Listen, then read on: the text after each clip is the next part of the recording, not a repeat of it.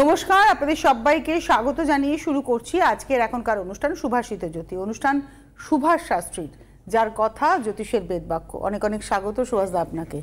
শুরু করব আজকের পথ চলা। সুভাষ শাস্ত্রী, যার কথা জ্যোতিষের বেদবাক্য, আপনার ছকের তারই প্রেডিকশন, লাস্ট প্রেডিকশন, অর্থাৎ তিনি যেটা বলবেন তারপরে আর কোনো কথা হবে না।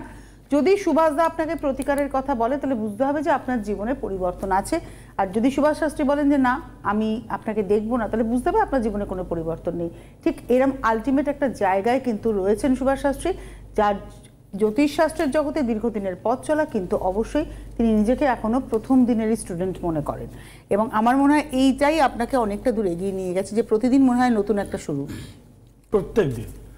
প্রতিদিন সিটিভিএনে নতুন, প্রত্যেক দিন প্রত্যেকটা লোককে যে দেখা হয়, দেখুন কোথাও গিয়ে থেমে যাওয়ার নাম হচ্ছে মরণ, আর চলতে থাকার নাম হচ্ছে জীবন। তো জ্যোতিষেও তাই, শেখা যেখানে চলছে, কন্টিনিউ প্র্যাকটিস যেখানে চলছে, প্র্যাকটিস করছি মানে আরও ডেভেলপ করার জন্য, ইমপ্রুভ করার জন্য। যত আমার ইমপ্রুভ হবে, আপনার রেমেডিয়াল ইমপ্রুভ যতটা হবে, বিচারে তত আরও তীক্ষ্ণ জায়গা পাবেন। লাইনে রয়েছে অলরেডি। একদম। নমস্কার, কে রয়েছেন? হ্যালো। হ্যাঁ, হ্যালো ম্যাম, আমি নমস্কার, আমি হ্যামিল্টনগঞ্জ থেকে ফোন করেছি। বল। হ্যামিল্টনগঞ্জ? হ্যাঁ হ্যাঁ হ্যাঁ, শিলিগুড়ি। হ্যামিল্টনগঞ্জ হচ্ছে কুচবিহারে, তাই তো? হ্যাঁ হ্যাঁ, হ্যামিল্টনগঞ্জ। হ্যাঁ। আচ্ছা, আপনার জানাশুনো কেউ এসেছিলেন? না, আমি নিজে গিয়েছি। আমি হাজবেন্ডের ব্যাপারে গিয়েছি, ছেলের ব্যাপারে গিয়েছি, আমি যার সম্বন্ধে ফোন করবো এখন তার ব্যাপারেও গিয়েছি আমি। আচ্ছা বলো, তাহলে জন্ম তারিখ বলো। হ্যাঁ, ওর জন্ম তারিখ 24শে অক্টোবর 1996। 24শে অক্টোবর তো? হ্যাঁ হ্যাঁ হ্যাঁ। ধরো একটু লাইনে থাকো। 24 অক্টোবর 1900 কত বললে? 96। 96। 94? না, 96। 96, 96। হ্যাঁ হ্যাঁ। সময়? রাত্রি 9:30 আলিপুরদুয়ারে জন্ম। রাত্রি 9:30 আলিপুরদুয়ার। ইনি কে হন আপনার? আমার ছেলে। আচ্ছা, আপনার নাম কি বললেন? আমার নাম সুনিতা। সুনিতা, ঠিক আছে। 7.5 চলছে, বিয়েটা একটু পিছিয়ে যাবে, বিয়েটা চট করে দিতে পারবে না। কেন কি শনির 7.5 চলছে, শনির নক্ষত্রে জন্ম, বিয়ে হতে হতে 2025, উত্তর ভাদ্রপদ নক্ষত্র। এর কি 7.5 প্রতিকার তুমি নিয়েছিলে? হ্যাঁ, আমি শিলিগুড়ি থেকে 7.5 প্রতিকার নিয়েছি কাজের ব্যাপারে। হ্যাঁ, কাজ হয়েছে? প্রাইভেটে করছে। সেটাই তো বলছি তো, তুমি কর্মের জন্য প্রতিকার নিয়েছিলে, একটা চাকরি অলরেডি করছো তুমি। আমি যা দেখতে পাচ্ছি তুমি ওর ছকে বিয়ের চেষ্টা করছো। বিবাহ স্থানে বৃহস্পতি বসে আছে, ছকটা ফেলছে টিভির পর্দায়। ছক যদি তোমার কাছে রয়েছে, আপনারা যারা টিভিতে অনুষ্ঠান দেখছেন, এই দেখুন বিবাহ স্থানে বৃহস্পতি বসে রয়েছে সপ্তমে, কিনা তার জন্যে যে বিয়ের যে জায়গাটা দেরি হবে। 25 থেকে বিয়ের যোগ শুরু, চাকরি অলরেডি করছে, প্রতিকার দিয়েছি। 7.5 মধ্যেও চাকরি করছে, মীন রাশি, কিন্তু বিয়ে এখনই চট করে দিতে পারবে না। দাদা, আমি একটা কথা জানতে চাচ্ছি। বলে ভালো। মানে ওতে 1 বছর কোল ইন্ডিয়াতে ট্রেনিং নিয়েছে। বুঝলাম না, কোচিং নিয়ে ট্রেনিং নিয়েছে? কি বলছো? 1 বছর কোল ইন্ডিয়াতে ট্রেনিং নিয়েছে, যে 1 বছরের জন্য। আচ্ছা। তারপরে পরীক্ষাও বেরিয়েছে, এর মধ্যে পরীক্ষা দিয়েছে, মানে সেই পরীক্ষায় কি ও পাস করতে পারবে? কি পরীক্ষা দিয়েছে সেটা? কোল ইন্ডিয়াতেই পরীক্ষা দিয়েছে, মানে সরকারি ডিপার্টমেন্টে। এখন তো প্রাইভেট চাকরি হবে, এখন তো সরকারি চাকরির যোগ নেই। এখন চাকরি থাকবে, সরকারি চাকরির যোগে আরো 1-1.5 বছর দেরি আছে মিনিমাম। এইবার দেখো রেজাল্ট যদি তার মধ্যে বেরোয় তাহলে তো হবে না। আর যদি সরকারি চাকরির কথা বলো তাহলে মিনিমাম 1 to 1.5 ইয়ার দেরি আছে।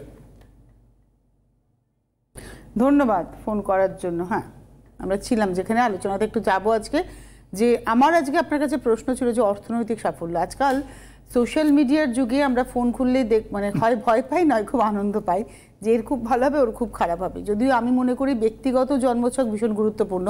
গোচর নিশ্চয়ই কথা বলে, কিন্তু ব্যক্তিগত জন্মছক সবার উপরে কথা বলে। দেখো, গোচর বয়স ভিত্তিক এফেক্ট হবে না। ধরো একটা 14 বছরের আরে গোচর নিয়ে কথা বলছে, কারুর 14, কারুর 24, কারুর 44, কারুর 84। এই 84 আর 14 গোচরের কি কাজ হবে? হবে না। এখন এগুলো ফাঁকা মাইলেজ পাওয়ার মতো, মানে মোবাইলে যেমন নোংরা ভিডিও আসে, খুব বাজে বাজে ভিডিও আছে, মানে দেখা যাচ্ছে টিনের ঘরটা অপরাধের নয়, টিনের ঘর কি বেড়ার ঘর সেটা অপরাধের নয়, টিনের ঘরে বসে সে কোনো একটা মেয়ে বিছনা গোছাচ্ছে কিংবা সে জামা কাপড় বিক্রি করছে, আর কি আর বলবো, যাই হোক হোয়াট এভার। সেরকম জ্যোতিষে বলুন, নানা রকম, মানে একই এই খেলে আপনার পেটের রোগ হবে না, এই খেলে গ্যাস হবে না, এই খেলে এই হবে না, তার নিজেরই হয়তো গ্যাসের জ্বালায় মরছে, সারাদিন হয়তো গ্যাস হচ্ছে, সে হয়তো গ্যাসের হয়তো লেকচার দিচ্ছে, মানে খুব মানে মানে প্র্যাকটিক্যাল কথা বলছি, সে দেখছে তার এত বড় চেহারা, সে বলছে এই খেলে এই হবে, সেই খেলে সেই হবে, স্কিন ভালো হবে, তার নিজের স্কিন হয়তো ভালো হবে, মেকআপ টেকআপ হয়তো করে বসায়। তো সেরকম নলেজটা তো মানে সবাই চায় না, মানে যারা আসে, যারা প্রতিষ্ঠিত ব্যবসায়ী, মানে সে আপনি এই যে যা খান, কোল্ড ড্রিঙ্কস খাচ্ছেন আর আমেরিকান চিকেনের ক্যান্টাকি ফ্রাইড চিকেন, মানে বুঝবেন না, KFC খাচ্ছেন, তারা কিন্তু সেইভাবে করেনি, ব্যবসাটা নিজের জন্য করতো।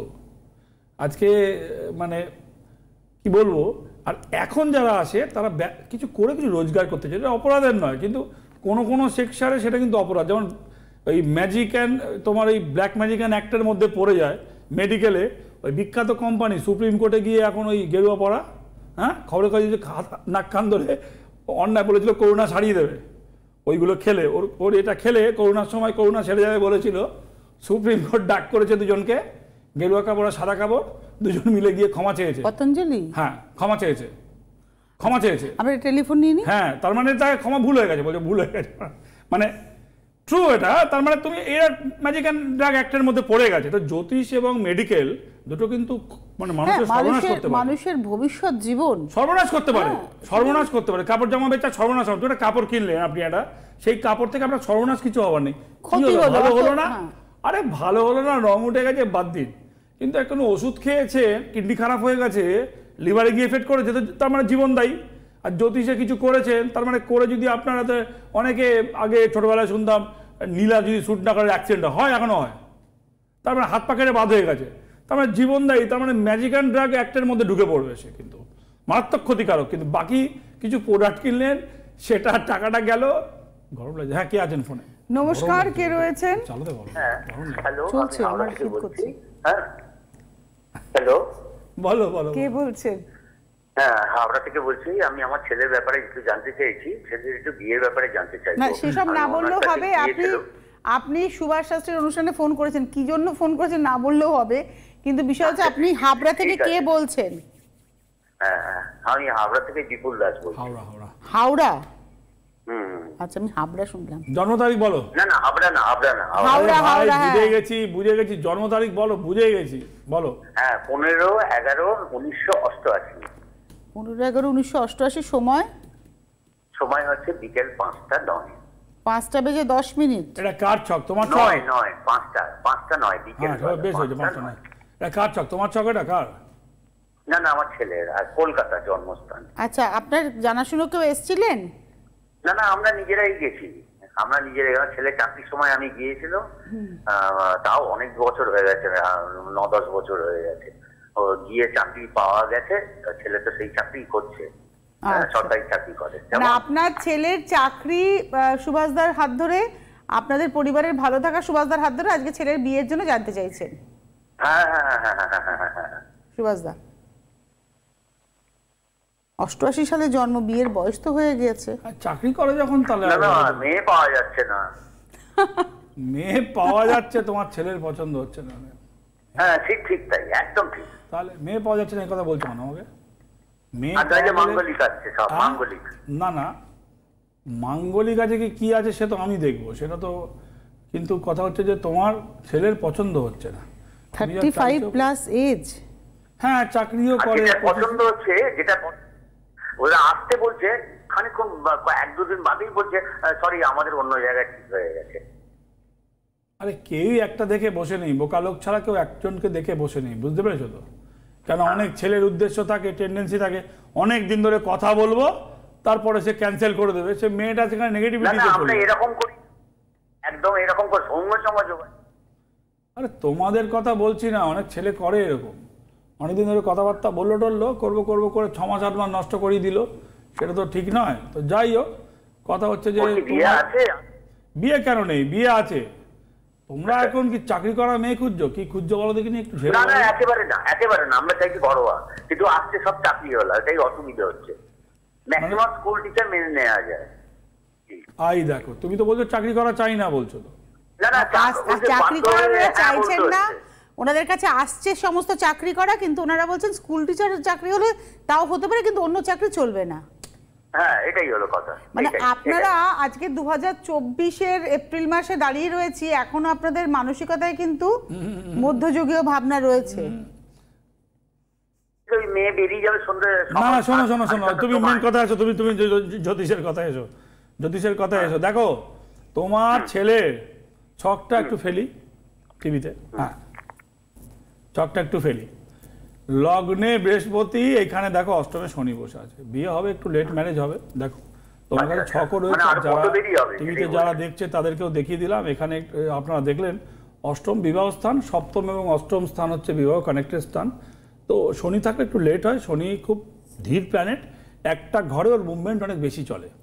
সব থেকে জ্যোতিষে চন্দ্র হচ্ছে ফার্স্ট প্ল্যানেট, ফার্স্ট মুভমেন্ট, শনি হচ্ছে সব থেকে ধীর মুভমেন্ট হয়।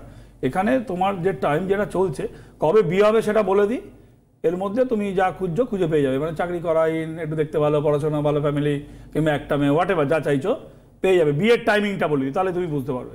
তোমার ছেলের তো এখন যে দশা চলছে, বৃহস্পতির দশা, বৃহস্পতি শনি ছাড়বে হচ্ছে ডিসেম্বরে, এই কামিং ডিসেম্বরে, নট মানে fur way, is a coming soon. ডিসেম্বরে ছাড়বে 1 তারিখে, 1 ডিসেম্বর শনি সরবে, বৃহস্পতি শনিটা সরে যাবে, কি ঢুকবে? বুধ ঢুকবে। বুধ ঢুকলে ছেলের বিয়ে হবে, অর্থাৎ কিনা ডিসেম্বর টু অনওয়ার্ডস 4 মাস 5 মাসের মধ্যে বিয়ে হয়ে যাবে। মানে 2025-এ কামিং ডিসেম্বর টু অনওয়ার্ডস 5 মান্থের মধ্যে বিয়ে হয়ে যাবে। এইটা হচ্ছে বিয়ের টাইম। এইবার হইলো তোমার স্কুল টিচার কি, টিচার নয় কি, কি একটা মেয়ে কি দুটো মেয়ে, ওগুলো মাঝখানের পার্ট। ওগুলোর জন্য মেয়েটা কেমন তোমাদের পছন্দ হলে সেটা জটক বিচার করিয়ে নেবে। কিন্তু কথা হচ্ছে যে এই টাইমের মধ্যে তোমার ছেলের বিয়ে হয়ে যাবে। আর কিছু আছেন আপনি?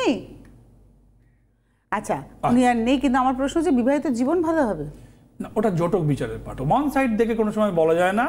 শনি যদি তার ছকে থাকে তাহলে তার বিবাহ বিলম্ব যোগ, সেটা মেয়েদের ক্ষেত্রেও সমান, ছেলেদের ক্ষেত্রেও সমান। সপ্তমে বৃহস্পতি থাকলে, চন্দ্র থাকলে বিয়ে না হওয়ার যোগ 90%, ছেলেদের ক্ষেত্রেও সমান, মেয়েদের বিবাহটা কেমন হবে এটা হচ্ছে জটক বিচার। 8খানা হচ্ছে গুণ, আর তা সেই গুণের যোগফল হচ্ছে 36টা হচ্ছে সংখ্যা। এই সংখ্যার মধ্যে অনেক সময় কি দেখা হয়? সংখ্যার আধিক্যকে দেখা হয়, যেটা গিয়ে ডিভোর্সে কনভার্ট হয়। কেন কনভার্ট হয়? রাশিতে, এবং দেখা যাবে রাশিতে 7 পয়েন্ট রয়েছে রাশিতে, আচ্ছা গণে 7 পয়েন্ট, 2টো পয়েন্টে 14 পয়েন্ট কভার হয়ে যাচ্ছে 36-এ। আর একটা পেলেই ল্যাপটপ বলে দেবে, মানে সিস্টেম বলে দেবে বিবাহ, ম্যারেজ ইজ অ্যাকসেপ্টেবল। কিন্তু বিচার তা বলে না, বিচার বলে ম্যাক্সিমাম পয়েন্ট মিনিমাম সংখ্যা। তার মানে কি 8টা পয়েন্টে মিনিমাম 4টে সংখ্যা, মানে গুণের ওপরে গিয়ে মিলতে হবে। যেমন তারাচক্র, জনিকুটে 3 নম্বর, 4 নম্বর, 2 নম্বর করে রয়েছে, কিন্তু ওইগুলো মিলে সংখ্যাটা কিন্তু কম হয়। 3 যোগ দিলেন, 2 যোগ দিলাম, 4 যোগ দিলাম, কত হলো? 3 4 7 2 9 হলো। আর একটা রাশি আর একটা গণে 14 পয়েন্ট কভার করে যাচ্ছে, কিন্তু ওই 9 পয়েন্টটা বেশি এসেন্সিয়াল 14 পয়েন্টের তুলনায়। কেন? অনেকগুলো পয়েন্টে গিয়ে ওটা মিলেছে, আর এটা 2টো পয়েন্ট মিলে সংখ্যা বাড়িয়ে দিয়েছে। তো এটা অনেকে জ্যোতিষীরা বোঝে না। কেন? সবাই, আমরা তো সবাই ল্যাপটপ নিয়ে বসে রয়েছি, ল্যাপটপ বলে দেবে যেই ফেলবো গুড, তারপরেই কালোকট, তারপরেই ঝামেলা, তারপরে শাশুড়ি যা সব শুনতে পান। কে আছেন ফোনে? নমস্কার। হ্যাঁ ম্যাডাম, আমি বর্ধমান থেকে কথা বলছি। নাম? নাম প্রকাশিত হচ্ছে। বলো। আচ্ছা, কেউ এসেছিল?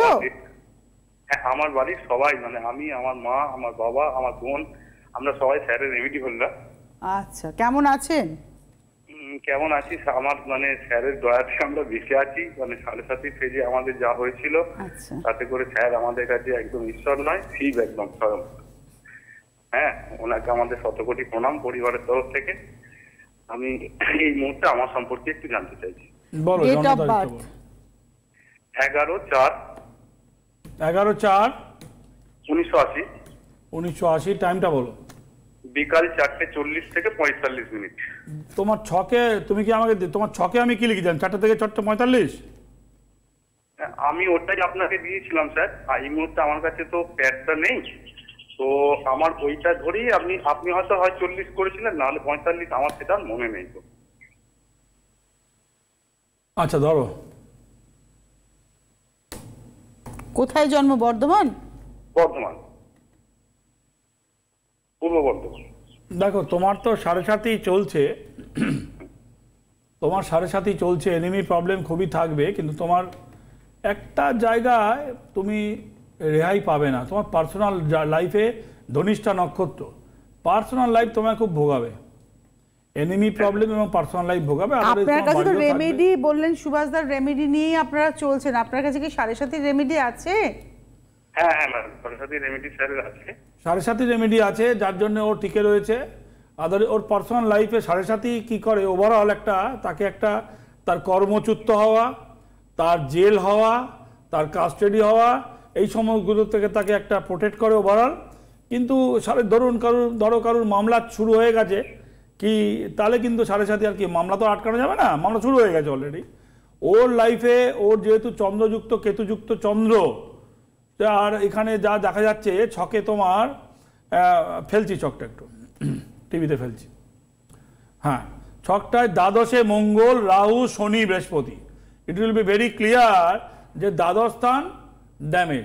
দ্বাদশে মঙ্গল কিন্তু মাঙ্গলিক, is a fourth type of মাঙ্গলিক, দ্যাট মিন যে তার ব্যক্তিগত জীবন ভালো হবে না, বিয়ে করে তার বউ অন্যের দ্বারা প্রভাবিত হয়ে সংসারটা না হওয়ার চান্স বেশি হয়, সেখানে শাশুড়ির থাকবে প্রভাব, নয় তার বাড়ির লোক, নয় তার নতুন বন্ধু তৈরি হবে মোবাইলে টেপাটেপি করে, মানে বন্ধু তৈরি হবে না, বাড়ির লোকের কানফুসকানিতে তার সংসার টিকবে না, মামলা মোকদ্দমা আর এনিমি প্রবলেম। এটা একটা বিশাল বড় প্রবলেম তোমার লাইফে।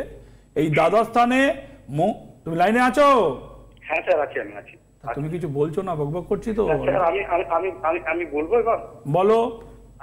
আপনার দয়াতে আমার না ম্যাট্রিমোনিয়াল লাইফের ডিভোর্সটা ক্লিয়ার হয়ে গেছে। আচ্ছা আচ্ছা। আমি আপনার কাছে চন্দননগরে গিয়েছিলাম। আচ্ছা। আপনি তখন আমাকে, ও তুমি বাবাকে নিয়ে এসেছিলে? আমি বাবার জন্য গিয়েছিলাম, বাবাকে নিয়ে যাইনি।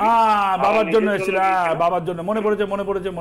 মানে তার আগে আপনি ডিভোর্স নিয়ে প্রচুর ভুগছিলেন? প্রচুর।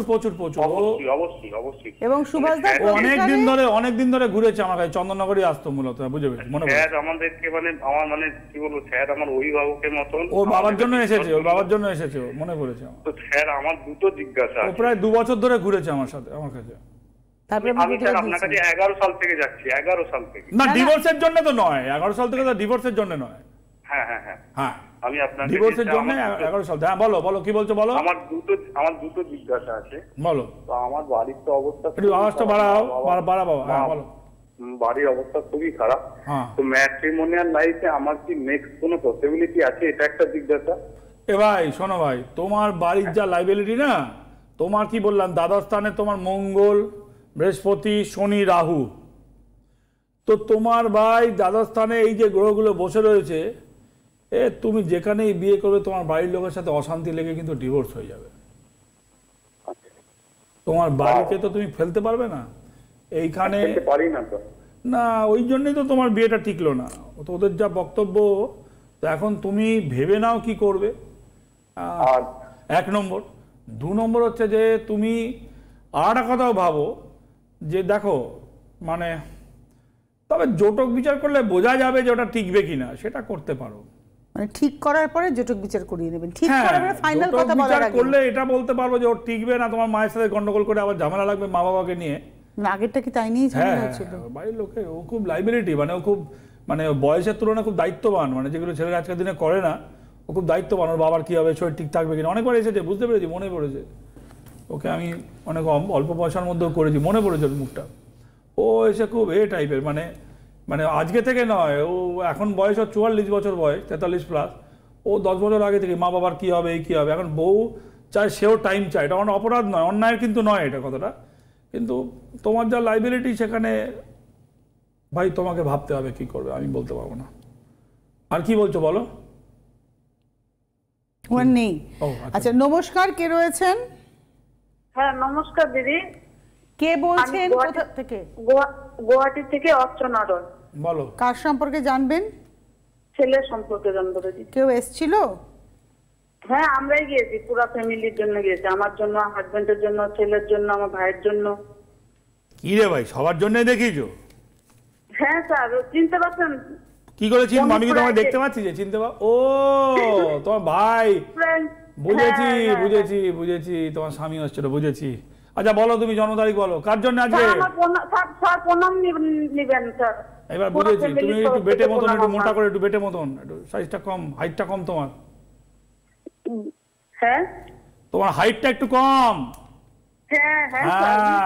মুখটা মনে হয় এখন মোটা হয়ে গেছো, তোমার তো হাইট কম, তাহলে আরো মোটা হয়ে গেছো তুমি। তাহলে রংটা একটু ময়লা মতন, হাইটটা একটু কম। জন্ম তারিখ কার জন্য বলছো বলো? ছেলের জন্য বলো, তো জন্ম তারিখ বলো। 17 অক্টোবর 2005। 17 কত?